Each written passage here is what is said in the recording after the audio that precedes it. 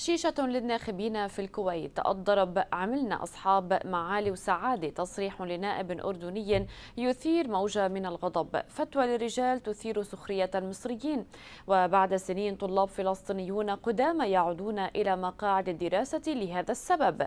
في جولتنا أيضا مقلب بمليون ريال سعودي. الكويت على موعد الخميس المقبل مع انتخابات مجلس الأمة الكويتي التي من المتوقع أن تشهد منافسة شرسة، وإلى ذلك الوقت سيحاول المرشحون وبشتى الطرق كسب أكبر عدد من الأصوات، لكن البعض استغنى عن أي برنامج أو خطاب أو حتى تقديم خدمات اجتماعية، وقام بتجهيز الشيشة داخل المقر الانتخابي لتقديمها للناخبين خلال ندوته. عدل شيش وعلى كيفك اهل الشيش اللي يشيشون لا تروحون قهاوي كا شوفوا